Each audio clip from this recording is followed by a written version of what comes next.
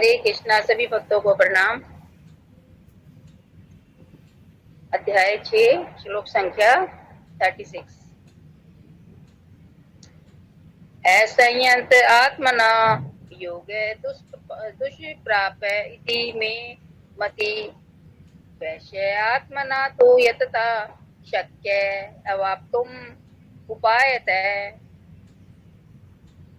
असंयत असंयत उच्छृंखल आत्मना मन के द्वारा योग आत्म साक्षात्कार दुष्प्राप प्राप्त करना कठिन इति इस प्रकार मैं मेरा मति मत वश्य वशीभूत आत्मना मन से तू लेकिन यतता प्रयत्न करते हुए शक्य व्यवहारिक अवाप्तुम प्राप्त करना उपायत उपयुक्त साधनों द्वारा। जिसका मन उच्छृंखल है उसके लिए आत्म साक्षात्कार कठिन कार्य होता है, किंतु जिसका मन संयमित है और समुचित उपाय करता है उसकी सफलता ध्रुव है, ऐसा मेरा मत है। इसमें हमें श्रील प्रभुपाद जी बता रहे हैं कि कृष्ण हमें ये कह रहे हैं कि जिसका मन वश में है, मन बिल्कुल कंट्रोल में है, जिसका मन वश में किया हुआ है, जिसने ऐसे पुरुष के लिए योग प्राप्त करना बहुत मुश्किल है। जिसने अपना मन ही वश में नहीं किया हुआ उसके लिए योग प्राप्त करना बहुत मुश्किल है, और जिसने अपना मन वश में किया हुआ है उसके लिए कुछ भी दुर्लभ नहीं है। तो अगर हम अपना मन, अगर हमारा भी मन हमारे कंट्रोल में है तो हम इधर उधर नहीं भागेंगे और हम अपना कृष्ण भावना भावित होकर ही रहेंगे। और अगर हमारा मन ही कंट्रोल में नहीं है तो फिर हमें को कृष्ण प्राप्ति होना या हमें भगवत प्राप्ति या हमारा मन भगवान में लगना, जब मन ही ऐसा है जो अगर इधर उधर भागता है तो ये कोई भी कार्य हमारे लिए संभव नहीं है। और लेकिन अगर प्रयत्नशील पुरुष होगा, अगर हम प्रयत्न करेंगे लगातार, हमारी यही इच्छा रहेगी कि हम अपनी इंद्रियों को कंट्रोल में रखें। सारा हमारा मेन पर्पस तो इंद्रियों को ही कंट्रोल करना है। अगर हमारा इंद्रिया कंट्रोल हो जाएगी तो मन भी फिर हमारा वश में होने लगेगा। लेकिन अगर इंद्रिया ही कंट्रोल में नहीं रहेंगी तो फिर मन भी वश में नहीं रहेगा। तो लेकिन प्रयत्न पुरुष जो है लगातार प्रयास में लगे रहते हैं कि मेहनत करने के लिए वो हमेशा तैयार रहते हैं कि अगर हमारा यही प्रयत्न रहे कि अगर हम अपना मन बना ले कि हमें अपनी इंद्रिया कंट्रोल में कर रही है और प्रयत्न करें तो हमें अवश्य ही जो है सफलता मिलेगी। अगर हम कोशिश ही नहीं करेंगे तो ये तो सब कुछ बिल्कुल भी संभव नहीं है। और अगर हमें कुछ भी हासिल करना है या कुछ भी हमें प्राप्त करना है तो उसके लिए हमें क्या है, मेहनत की जरूरत है। एक स्टूडेंट को ही देख लो, अगर एक स्टूडेंट है, अगर वो मेहनत नहीं करेगा तो वो अच्छे मार्क्स नहीं लेके आएगा, उसको सफलता नहीं मिलेगी। वही अगर हम अपना कंपैरिजन एक स्टूडेंट से करें तो वही बात है कि अगर हम भी अपनी भक्ति में थोड़ा सा प्रयास नहीं करेंगे तो कुछ भी प्राप्त करना हमारे लिए संभव नहीं है। अगर स्टूडेंट मेहनत नहीं करेगा और सोचे कि हमारे अच्छे नंबर आ जाए, हमारा स्कॉलरशिप बन जाए, या हम स्कॉलरशिप मीन्स एक किस्म से भगवत हामी है उसके लिए, स्टूडेंट के लिए। लेकिन अगर वो मेहनत ही नहीं करेगा तो वो तो संभव नहीं है ना। तो वही वही हमारे ऊपर भी वही लागू होता है। अगर हम प्रयत्न नहीं करेंगे और हम भगवान के प्रति बिल्कुल भी हम समर्पण भाव नहीं करेंगे तो ये बिल्कुल भी संभव नहीं है। और ये सफर बहुत लंबा है। जैसे अगर ये हम सोचे कि हम आज ही हमने एक श्लोक करा और हम सोचे कि हमारा तो सब कुछ कंट्रोल हो गया जी, हमारा तो मन भगवान में लगने लगा, ये तो बिल्कुल संभव नहीं है। लेकिन इसके लिए जो है हमें बार बार प्रयत्न करना पड़ेगा, हमें भक्तों का संग लेना पड़ेगा, हमें मंदिर जाना, भगवान के दर्शन करने और भक्तों की सेवा करना, प्रसाद पाना, भक्तों को प्रसाद ऑफर करना, ये सब कुछ हमें करेंगे तभी हम संभव हो सकता है। किसी मतलब कोई तो भाव हो हमारे मन में, किसी भी भाव से अगर हम कर सकें, जो भी हमारा भाव हो, सादर उनको प्रणाम करके या अपने मन से, तन से, धन से जो भी कर सके हम उनकी सेवा करें तो तभी ये संभव हो सकता है। क्योंकि वन में क्योंकि मन को वश में करना ही हमारा जो है भक्ति की ओर अग्रसर होने का पहला कदम है। अगर हमारा मन कंट्रोल होगा तो हम भक्ति की तरफ अवश्य ही आगे बढ़ेंगे। लेकिन वो पहला कदम ही क्या है, वो बहुत बड़ा है। बहुत बहुत बड़ा इसलिए कि ये मन ही तो कंट्रोल नहीं होता, ये इधर उधर भागता रहता है। अगर मन कंट्रोल हो जाए तो इसकी गति तो वायु से भी तेज है।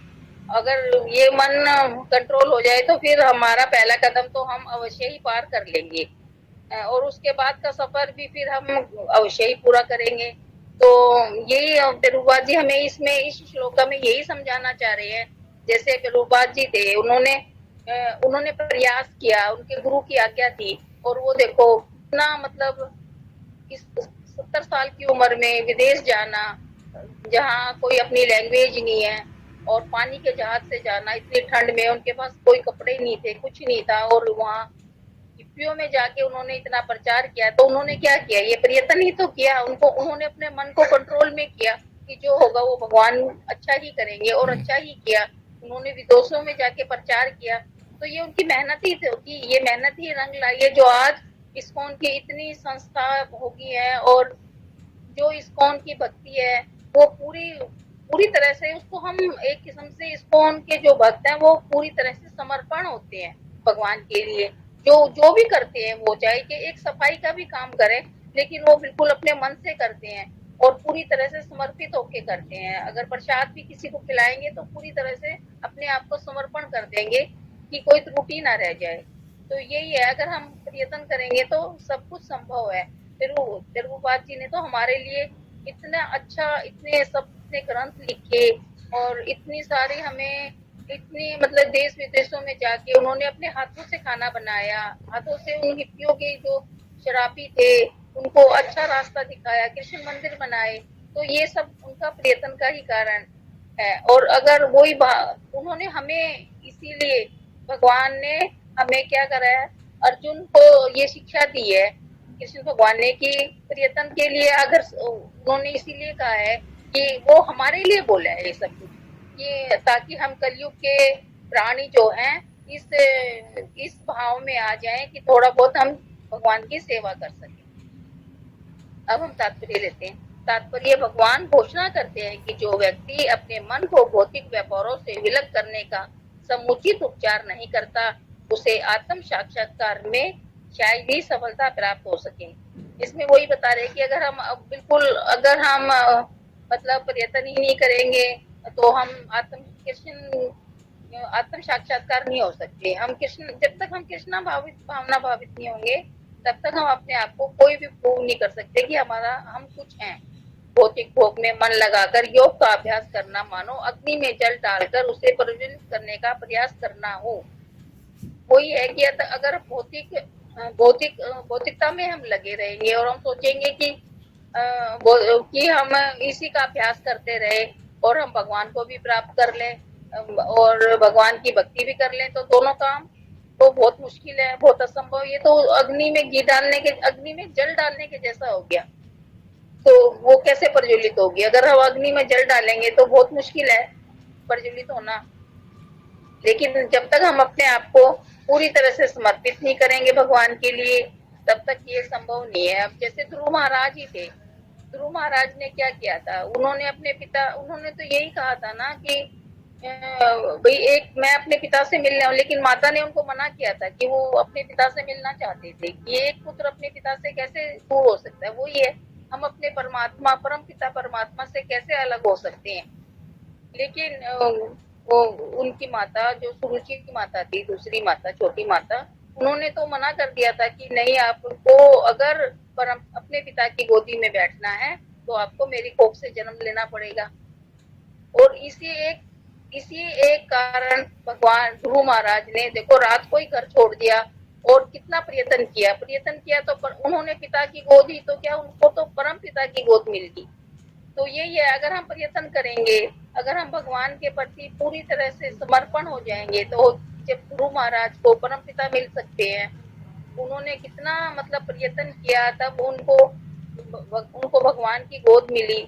और अपने अगर हम भगवान के बच्चे हैं, अगर हम भगवान की तरफ अपना हाथ बढ़ाएंगे तो भगवान हमारा हाथ नहीं छोड़ेंगे। वो हमारा हाथ हमेशा पकड़े रखेंगे और हम अपने परम पिता को प्राप्त कर सकेंगे। जैसे कि ध्रुव महाराज ने कोशिश करी, यत्न किया, तभी उनको उनको ये भगवान की गोद मिली। और जैसे चैतन्य प्रभु जी हैं, उन्होंने कितना कितना प्रचार किया। वो भी तो भगवान कृष्ण भगवान के ही अवतार थे। उन्होंने कितना प्रचार किया। वो सब कुछ वृंदावन में देखो, गली गली में हर जगह जहाँ भी देखो, वहाँ चैतन्य प्रभु जी ने हरे कृष्णा कृष्णा कृष्णा हरे हरे, हरे राम राम राम हरे हरे का प्रचार करते रहे। और हम निकृष्ट लोग जो कि हम मंद बुद्धि हैं, उनको हमें उनके लिए हम प्रेरणा का एक स्रोत बने हैं। मन का निग्रह किए बिना योगाभ्यास समय का अपव्यय है। अगर हम मन को कंट्रोल में नहीं करेंगे और इस चीज का योगाभ्यास करते रहेंगे तो ये बिल्कुल निकृष्ट है, ये अपव्यय है। इसके लिए हम बिल्कुल भी इसको प्राप्त नहीं कर सकते। ये हमारे लिए प्रयत्नशील नहीं रहेगा। योग का एक ऐसा प्रदर्शन भले ही भौतिक दृष्टि से लाभप्रद हो, किंतु जहाँ तक आत्म साक्षात्कार का प्रश्न है, यह सब व्यर्थ है। अगर हम योग की दृष्टि से देखें और भौतिकता की तरफ, भौतिक दृष्टि से ये तो बिल्कुल भी लाभप्रद होगा ही नहीं, क्योंकि किंतु जहाँ तक आत्म साक्षात्कार का प्रश्न है, यह सब व्यर्थ है। अगर अतः मनुष्य को चाहिए कि भगवान की दिव्य प्रेमा भक्ति में निरंतर मन लगाकर उसे वश में करें। तो हम मनुष्य है, हम तो एक निकृष्ट मनुष्य है। हमारा तो मन जो है वो चंचल रहता है। तो भगवान हमें यही कह रहे हैं कि एक मनुष्य को यही चाहिए, एक मनुष्य को कि वो भगवान की तरफ अग्रसर होता रहे, भगवान की तरफ हम प्रयास तो करें। अगर हम प्रयास करेंगे तो हमें सफलता भी जरूर मिलेगी।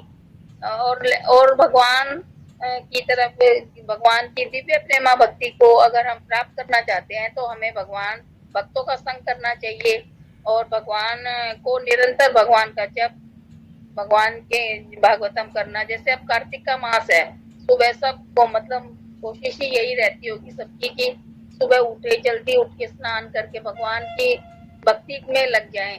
अब इधर उधर मन तो नहीं भाग रहा, वो इसलिए नहीं भाग रहा क्योंकि हमारा संग इतना अच्छा हो रहा है। और हमारी यही कोशिश रहती है कि हम ज्यादा से ज्यादा भगवान का नाम लें, भगवान की तरफ, भगवान को जैसे भी बच सके, मन से, वाणी से, भोग लगा के या प्रार्थना करके, जो भी हम हमारे से बन पाता है, तो हम कोशिश हमारी निरंतर क्या है, भगवान की तरफ मन लगाने का यही रहता है कि भगवान के वो देखते ही रहे कि मन ही नहीं भरता। तो यही है कि हमारा प्रयास तो, जब तक हम प्रयास नहीं करेंगे तब तक हम सफल होना हमारे लिए बहुत मुश्किल है। और कृष्ण भावना अमृत में प्रवृत्त हुए बिना मन को स्थिर कर पाना असंभव है। और ये असंभव भी जब तक हम कृष्ण भावना भावित नहीं होंगे, जब तक हम अपने आप को पूरी तरह से समर्पण भाव हमारे अंदर नहीं होगा, तो हम ये प्रयास हमारे लिए बिल्कुल भी सफल नहीं होगा, असंभव ही रहेगा। हम कोई भी कार्य करें, हम घर में ही अगर प्रसाद बनाए, अगर हम मन से नहीं बनाएंगे तो उसमें कोई स्वाद ही नहीं आएगा। अगर कोई चीज हम मन से बनाएंगे तो उसका टेस्ट ही अलग है। तो वही है, अगर हम भगवान को अपने मन से चाहेंगे, हम अपनी इंद्रियों को कंट्रोल करके भगवान की प्रार्थना करेंगे या भगवान के लिए हम पूरी तरह से समर्पण हो जाएंगे, तो हमें अवश्य ही भगवान हमें हमें अपना मार्गदर्शन करेंगे। कृष्ण भावना भावित व्यक्ति बिना किसी अतिरिक्त प्रयास के ही योगा अभ्यास का फल सफलता से प्राप्त कर लेता है। किंतु योगाभ्यास करने वाले को कृष्ण भावना भावित हुए बिना सफलता नहीं मिल सकती।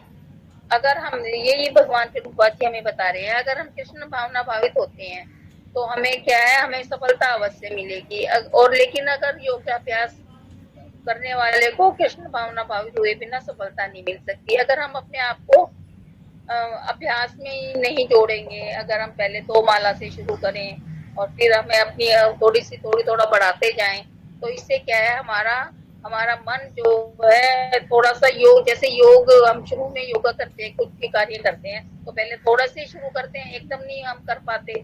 तो वही इसमें भगवान हमें यही बताना चाह रहे हैं कि अगर हम भगवान की ओर अग्रसर होना चाहेंगे और भगवान को की तरफ अपने आप को पूरी तरह से समर्पित कर देंगे, तो हमें कृष्ण हमें ये पथ जो है भगवान का रास्ता हमें अवश्य ही मिलेगा। जैसे जैसे कि हम हम एक उदाहरण ले सकते हैं, रहदास का ही उदाहरण ले सकते हैं हम।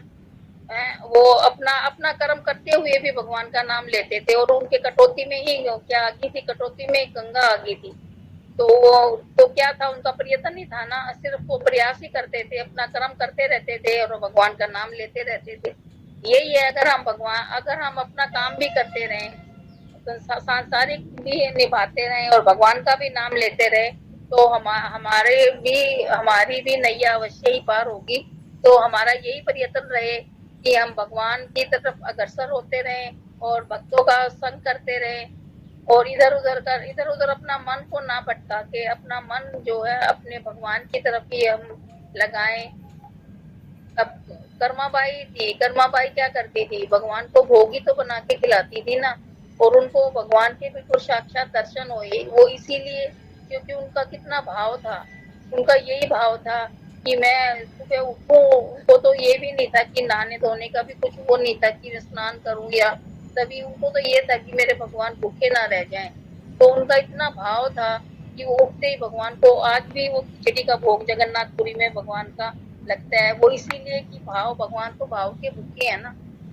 और वो मन से जो काम करें तो अवश्य ही हमारा भाव भगवान की तरफ अगर अग्रसर होगा, हम भगवान का एक पैर रखें तो भगवान हमारा हाथ अवश्य पकड़ेंगे। अगर हम पैर ही नहीं अपना आगे बढ़ाएंगे, हम भगवान की तरफ अपना मतलब मन से हम कुछ काम नहीं करेंगे, तो हम वो तो बहुत बहुत असंभव वाली बात है। तो इसमें हमें फिर प्रभुपाद जी यही समझाना चाह रहे हैं कि हम भगवान की तरफ बढ़े तो सही, हम भगवान की तरफ अपना एक कदम तो बढ़ाएं। भगवान को हम अपने मन से, वाणी से, कर्म से जैसे भी हो सके हम उनकी तरफ अग्रसर होंगे तो हमें अवश्य ही कृष्ण प्राप्ति होगी। हरे कृष्ण माता जी, मुझे तो इतना ही समझ आया। माता जी और कोई भक्त जो इसमें जोड़ना चाहता है तो हरे कृष्ण माता जी। माता जी है टाइम, वक्त तो है, अभी तो 9 भी नहीं बजे हैं, दूसरा ले सकते हैं आप। ठीक है माता जी। अच्छे से समझा दिया आपने इसको, धन्यवाद। अर्जुन उवाच, श्लोक संख्या 37।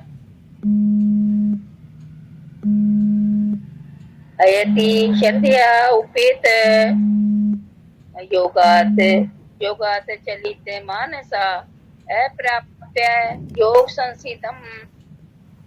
संसिधम काम गतिम कृष्ण गच्छति।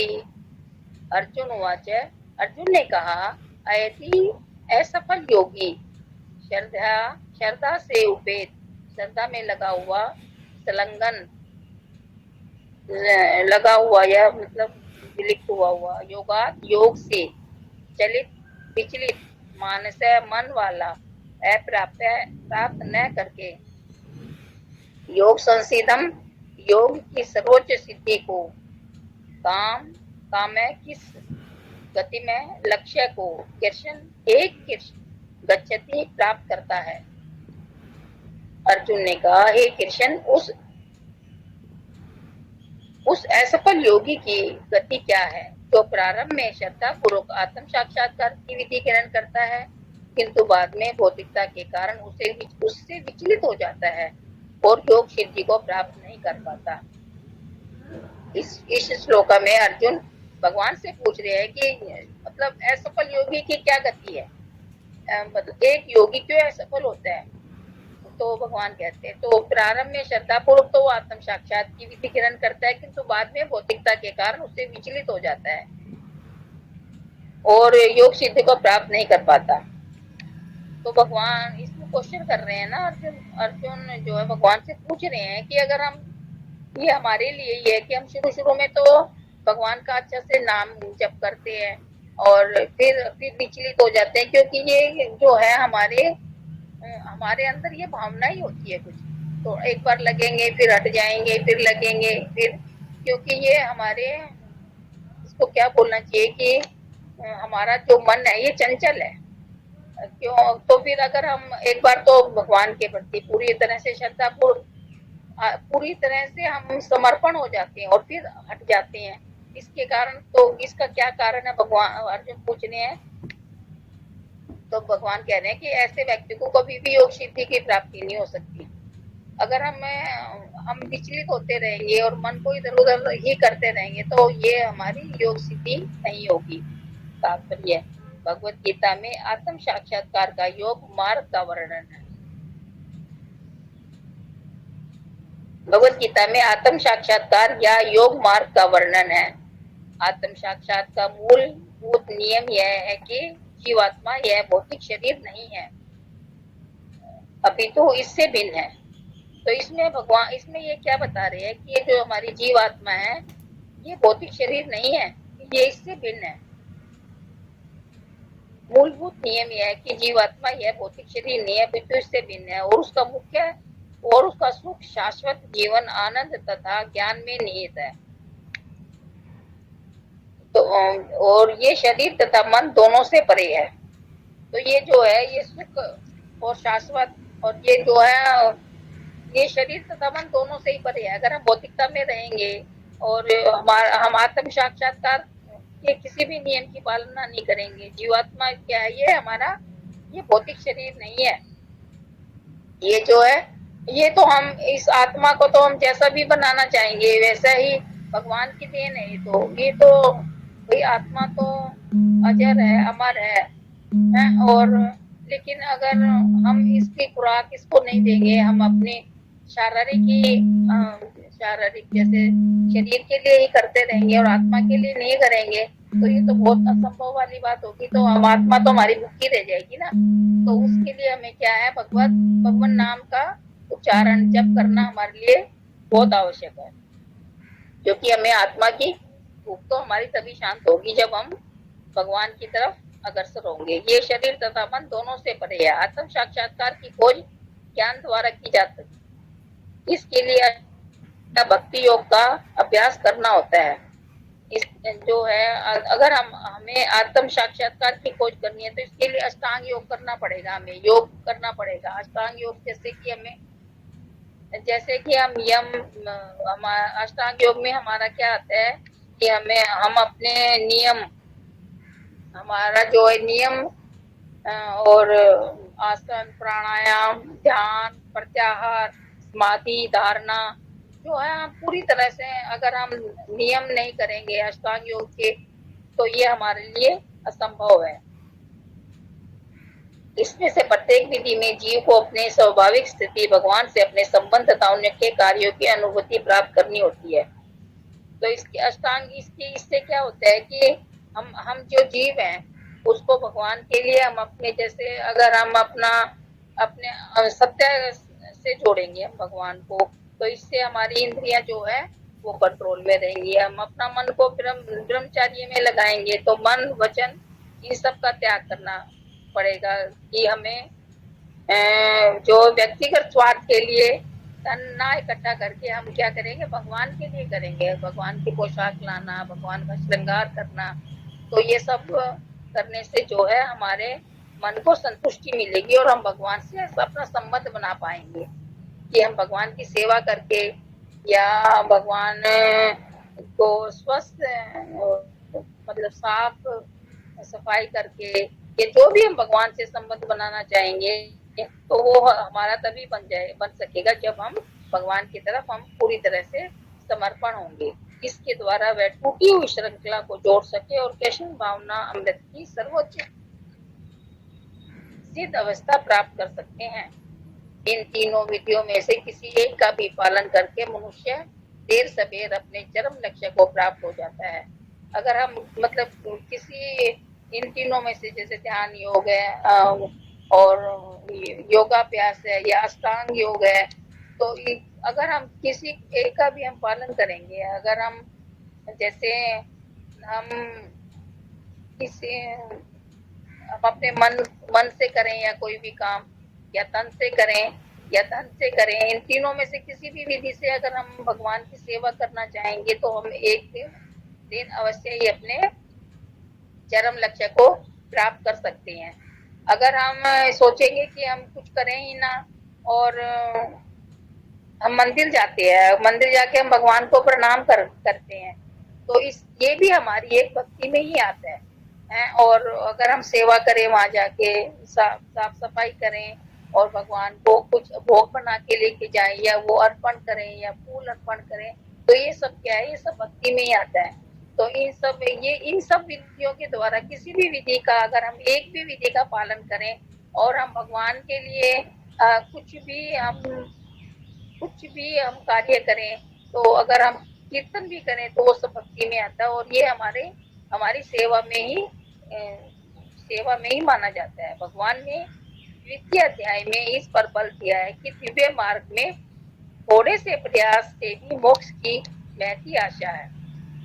वही अगर हम थोड़ा सा भी प्रयास करेंगे भगवान के लिए, तो वो भी हमारे इंक्लूड हो जाएगा। अगर हम कुछ करें भगवान के लिए और भगवान हमें सब देखता है, लेकिन जो है हम करें अपने भाव से और मन से, तो ही वो माना जाता है। अगर हम सोचें कि ऐसे ही चलता फिरते और सोचें कि चलो ये तो करना ही है, हम बोझ बन के कुछ काम करें, तो वो बिल्कुल भी भगवान के लिए अर्पित नहीं माना जाता, भगवान को वो बिल्कुल मंजूर नहीं होता। इन तीनों में से इस युग के लिए भक्ति योग विशेष रूप से उपयुक्त है, क्योंकि इस साक्षात्कार की यह श्रेष्ठतम प्रत्यक्ष विधि है। तो अगर हम देखो, ये पहले भी ये हो चुका है कि भक्ति योग जो है सबसे विशेष है। भक्ति योग जैसे हम कोई भी कार्य भक्ति में करके करेंगे तो वो क्या है, विशेष है। हम भक्तों की सेवा करना, भगवान की सेवा करना, ये क्या है, ये साक्षात्कार है, ये श्रेष्ठतम है, ये प्रत्यक्ष विधि है। अतः अर्जुन पुनः आश्वास होने की दृष्टि से भगवान कृष्ण से पहले पूर्व कथन की पुष्टि करने को कहता है। भले ही कोई आत्म साक्षात्कार के मार्ग को निष्ठापूर्वक क्यों न स्वीकार करे।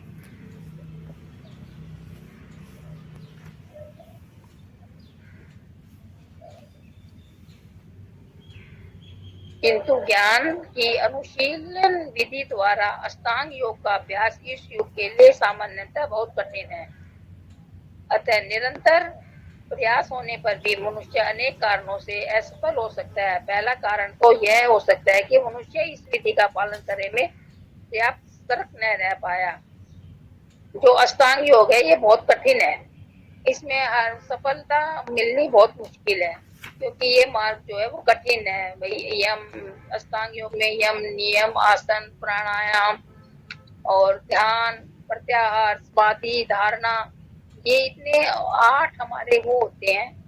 तो इन सब का पालन करना इतना आसान नहीं है, क्योंकि एक मनुष्य जो है वो एक मनुष्य मतलब उसके लिए बहुत मुश्किल है कि इतने सारे ये पालन करना।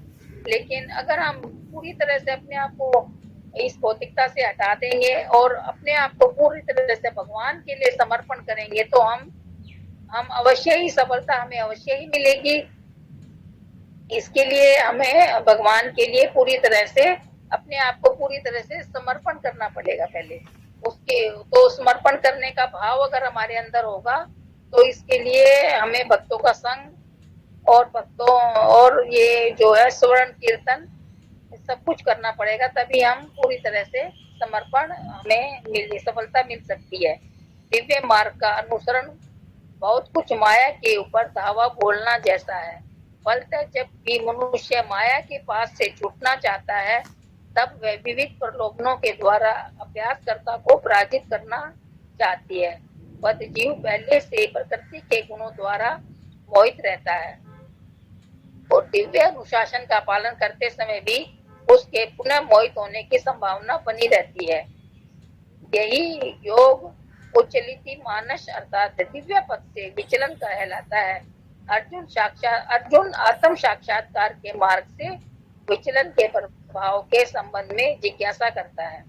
तो अर्जुन जो है वही जिज्ञासा बार बार यही कर रहे हैं कि यही भगवान से पूछना चाह रहे हैं कि हम जो है आत्म साक्षात्कार हम कैसे करें, और भगवान के प्रति भगवान से बार बार उनको यही उनका जो है, उनकी जिज्ञासा जो है यही है कि हम हम अपने आप को पूरी तरह से, हमारा मन जो है वो भगवान के चरणों में, या हम कैसे हम सेवा करके, क्योंकि हम एक बद्ध जीव है, तो हमारे लिए तो बहुत कुछ भी कर पाना बहुत संभव नहीं है। हम जो है संसारिक जीव हैं, संसार में फंसे हुए हैं, भौतिकता में बिल्कुल संलग्न है, और इसके लिए अगर हम भगवान के प्रति हमें अपने आप को समर्पित करना है, तो इसके लिए हमें जो है पूरी तरह से समर्पण भाव हमारे अंदर जब तक नहीं आएगा, तब तक ये बहुत असंभव है। हरे कृष्णा माता जी। माता जी मुझे तो कुछ ज्यादा बोलना नहीं आता, क्षमा करना माता जी, जो हरे भी मैंने कृष्णा माता जी।